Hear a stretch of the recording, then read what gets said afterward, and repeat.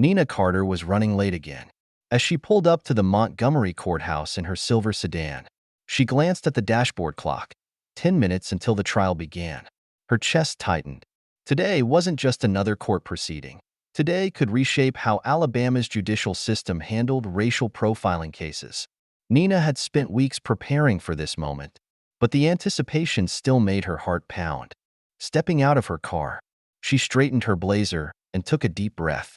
As one of the first black judges in Montgomery, Nina had faced her share of resistance and adversity in the legal world.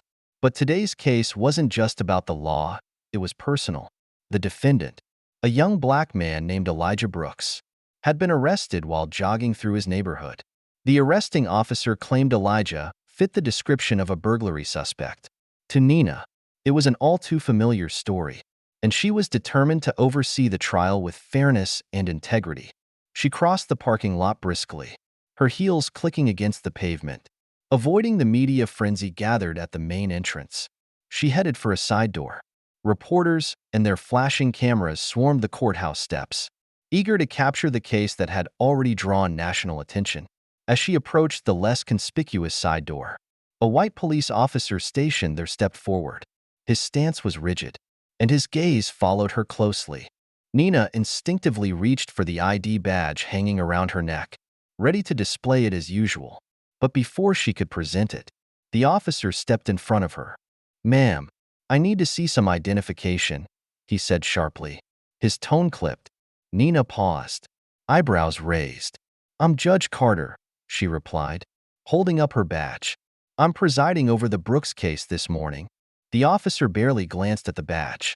Instead, his cold, calculating eyes scanned her from head to toe. "There's been an incident nearby," he said. "You match the description of someone involved. I'll need you to answer a few questions." Nina felt a familiar burn of anger rising in her chest but maintained her composure. The irony was suffocating. She was about to preside over a trial about racial profiling, and here she was, being profiled outside the courthouse. "Officer," she said evenly, "I don't have time for this. The trial begins in less than 10 minutes, and I need to get inside." She held up her badge again, her patience thinning. The officer didn't budge.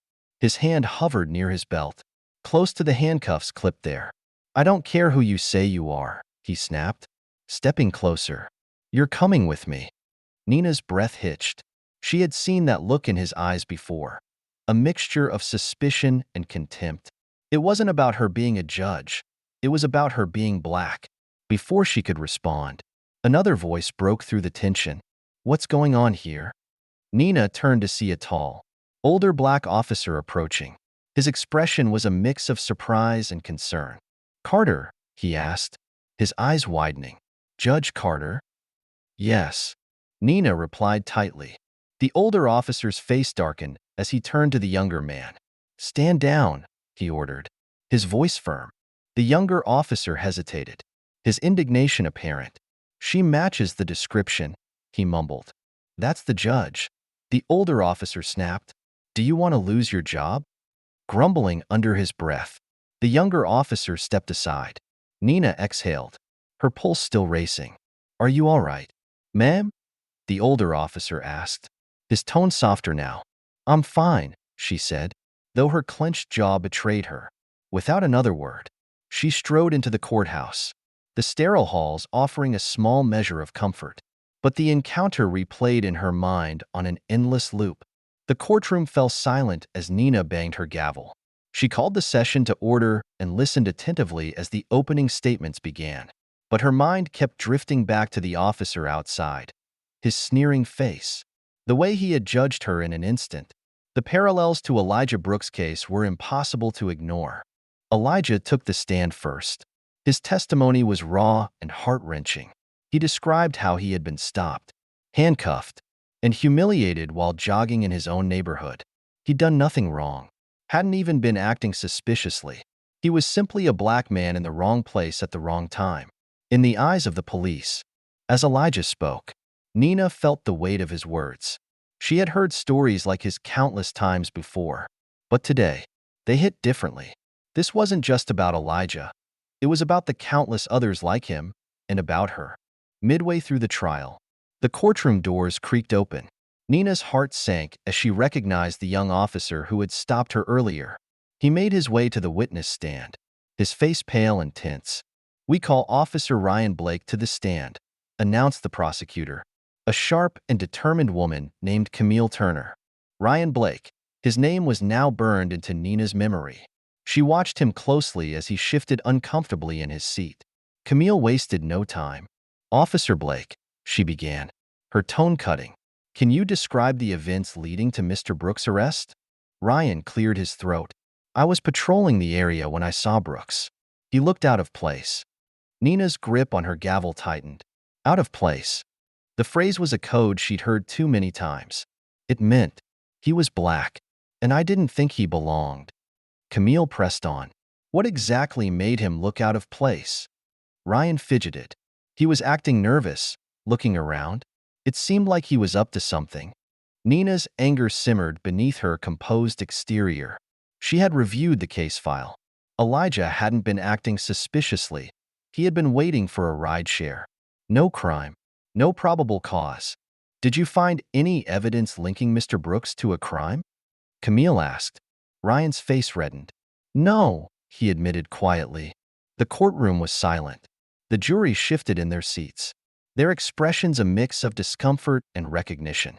The truth was undeniable. Elijah Brooks had been arrested for nothing more than existing while black. By the time the closing arguments began, the tension in the room was suffocating. Camille's voice rang out, clear and impassioned. "This case isn't just about Elijah Brooks," she said. "It's about a pattern that has plagued our justice system for too long. It's about officers like Ryan Blake, who see a black man in a neighborhood and assume he's up to no good. It's about how these assumptions lead to humiliation, fear, and injustice, and it's time for that to stop." The jury deliberated late into the night. Nina stayed in her chambers, grappling with the weight of the case. She knew that whatever the verdict, the fight against systemic racism would continue. The next morning, the jury delivered their decision. "We find the defendant, Officer Ryan Blake, guilty of wrongful arrest and racial discrimination." A wave of emotion swept through the courtroom. Elijah Brooks' shoulders sagged with relief, his eyes glistening as he embraced his family. Ryan Blake sat frozen, his face pale and drawn. For the first time, Nina saw a flicker of understanding in his eyes. But it was too little, too late. As the courtroom emptied, Nina stayed behind. The fight for justice wasn't over. It never would be. But today, they had taken a step forward. And that, she thought, was how change began. One case, one verdict, one piece at a time.